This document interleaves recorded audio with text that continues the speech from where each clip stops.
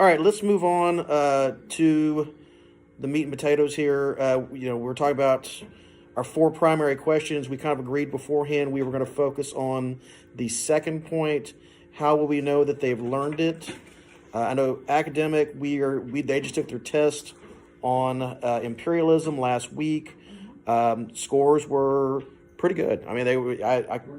They were. I was a little worried about that test because I thought it was tougher than the previous one. It is one we identified last PLC, like year after year. They struggle with that one. Mm-hmm. Do you think they're learning how to manipulate the test better now? Yes. Now that you Yes. know, that was brought up to admin where Mr. Forshee saw the test. He brought us like history questions, social studies questions, and math questions to the admin team.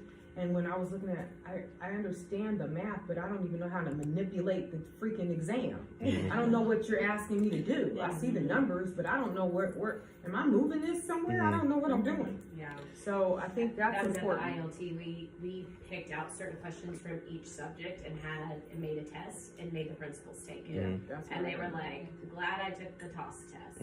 Yeah. So it was an eye opener for them. So now the question at the tables was, are your teachers preparing your kids for this? So if you're just standing up there lecturing, the answer is no. They're not going to be prepared because there's so many processing skills is what they were seeing. Right. So that's good. So your scores were okay on the expansionism test. They were better. I thought they would be going in. I was worried about that one. What area did they do? You think the least? I can pull that up real quick. It was. It was a short quiz and short test. Short test, there was 20, 30 questions on it. And I said the scores overall were pretty good. Let me see if I pull it up real quick. Was there a trend or pattern that there you were saw? for my, and granted, I didn't look at everybody's. I was looking at mine. Yeah. I'm just saying your classes, did you see like, wow, everybody missed number 3? There was 2 questions I found. Let me see if I find it real quick. Did you see any patterns? Pulling it up now. Okay, thanks. There was, as a whole, all right, let me see, by question. There was one question they bombed, which was question 28. And that's actually one that Mr. McKittrick had brought to attention before they even took the test. We thought it was just a lousy question. And sometimes that will happen. It was the one about Taft's dollar diplomacy. But then it talks about military intervention. Yeah. It's like, that's not what... Military intervention for business interests. Yeah. And I told the keywords, the key thing in that is business. Yeah. If you're going to use military to direct everything, because we already have a presence with military. But like the business interests, that's how you know it's tough. What was the name of that test? Expansionism. Yeah. Was it CFHS expansionism or just expansionism? Unit 5 expansionism. Unit 5. So can I ask with that particular question, how is that taught? And that's what made it difficult, I think, on the test. We didn't shift from a military focused intervention towards business focused. So I found that the question really sort of got them questioning, well, wait, do I really understand the point of dollar diplomacy? And see, there was another question on the test that was a kind of straightforward question about dollar diplomacy, and they did well on that. Yeah. So But when they brought in the military component, it was a confusing question. And Ms. Brenner's right. That's what they should have been keying on was the fact, I think that's the only one that mentions business in it at all. But still, just the phrasing of the question was tough. I mean, that was. When you look at the answers, so let's look at the processing of that part. You said the question was tough, right? And we know they're going to get some hard freaking questions, right? What was the distractor? It was the distractor of military intervention. Okay, so now the key there was still business was what we're looking for. And it was the only option of business, but that distractor of military. Even my AP kids these days. So what in the answer choices that they had, what context clues could they have went for to help them process that I think question? business was pretty much the only one. The other, They got one that's a description of the Roosevelt corollary. They are probably evenly distracted. This question, they had no idea because they answered evenly across the board. Okay. So that shows you they did not. Because like B was 29%, C was 18, D was 25, and the answer was A, which only 26% chose that. Okay. but B was the mostly chosen. America will use military force to police Latin America, but that's TR. Yeah, that's Roosevelt Corollary. And so So. that's So what can they're- we So agree that maybe we All right, thank y'all. Thank you both for joining me here today. Wanted to take an opportunity to kind of reflect on the work we did last year, starting last year as a collaborative team, and continuing to do as a collaborative team as we go into this school year. Want to reflect a little bit on some of the stuff we did as a team, some things we accomplished as a team, how each of us kind of grew personally as a member of working through this process of working with this team, and how and what effect we had on school culture as a part of this. Okay, so let's start with as a collaborative team here, us, instructional coach, teacher, our district curriculum specialist, our assistant principal, our department head, excuse me. As a team, how do you think we work together? What are some of the good things that we did last year? I think that I think that we really were able to work together to build interactive lessons that were differentiated for our kids, and that really took us away from the mode of like teachers talking and then the child just reproduces something based upon what they were supposed to have taken from lecture.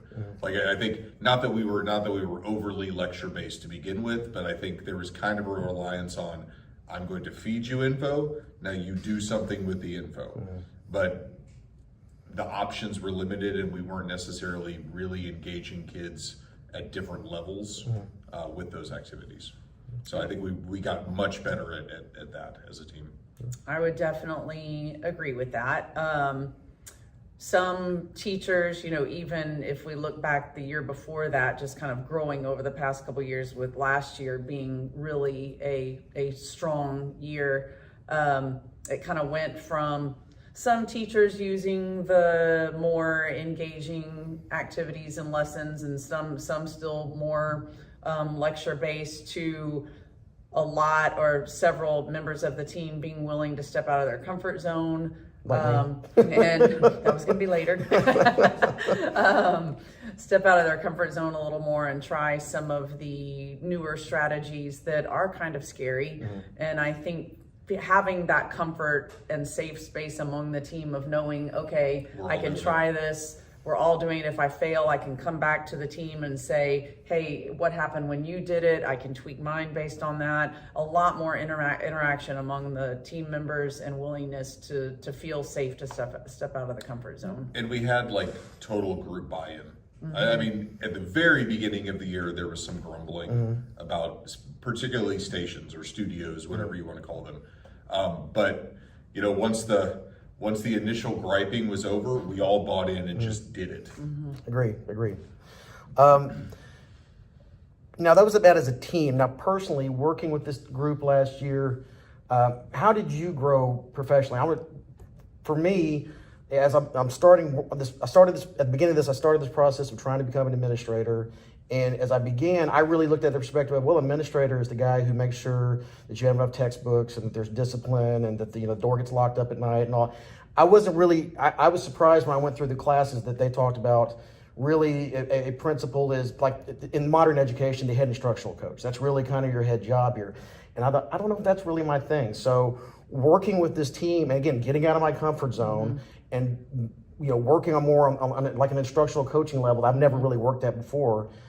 It gave me confidence that, okay, I can do this. Okay, the other stuff that I knew I could do, I'm okay with that. But this is a big part of the job, and I think I'm capable of doing this as well. For you, how did you, as a professional working in education, how did that affect you at all? I can definitely speak to that as the instructional coach. Coming into the group relatively new a couple years ago, and then at least by last year, I think the relationships had developed to where the team trusted me a little more, that I wasn't there to judge or anything like that. I was there to truly support. And having the grumbling at first, and as an instructional coach, figuring out how to continue to build those relationships, to overcome those hurdles, and making sure everyone understood that I'm here to help and support and provide feedback when you need it or want it. And so it grew me as an instructional coach, and the true coaching strategies I needed to make sure I'm using to help the team, to support the team, which in turn supports the students. I think I grew in terms of collaborative planning. I was new to this particular team last year. I was coming over from a content where I was the only teacher teaching my particular content. And so I had several years of, I mean, even before I came to this particular school, at my old district, I was also the only teacher teaching the content that I was teaching. So I had sort of been in a mode of like being kind of lone wolf, doing my own thing. And just, I'm only responsible for my one group here. I'm the only one doing this, and it was all on me. So it was very, I took a lot of benefit from the collaboration in PLC and just, not just sharing resources, but also getting ideas on instructional strategies from other teachers, sharing my ideas on instructional strategies. So I just feel that I grew the most in a collaborative sense. As far as like expectations of like what I thought my kids were going to achieve. We'll get into that Okay, later. Is this yeah. more just about you Yeah, personally? me personally, yeah. But I forgot you were kind of a lone wolf when you came over here. You Yeah. were what, Department 1 before that. I forgot Yeah. about that. It's all right. Obviously we had success. You know, obviously the test. You know, the whole purpose was to improve social studies test scores, and test scores went up. Really, especially in meets and masters, went up significantly when the results came back in. You know, we got campus distinction for. We did a lot of good stuff last year. But where are some of the areas we could grow? You think, as a team? Well, we've identified a particular cohort that we're going to target, and that is, even though we've seen But that's not growth. where's the next move? Where's somewhere we can go? I think that's where you're getting at, right? Yeah, what I'm getting at is like identifying where can we pick up even more considerable growth. So you've grown overall. We've Yeah. grown overall, and now we're more targeting specific sub pops. In this case, we've identified SPED. We want to target in particular. And even just to a grow. short period of time, last spring, y'all grew that, EB population. And now we've moved on to SPED and just continuing as a team, even with a couple of new members, to be willing to jump in and dive in and just truly collaboratively work together to with that goal in mind.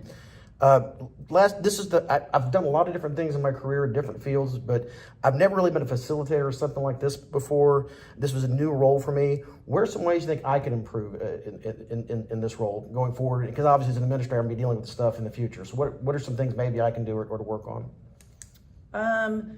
Probably continuing to grow in feeling comfortable stepping out of your comfort zone. You've come leaps and bounds since I first met you a few years ago.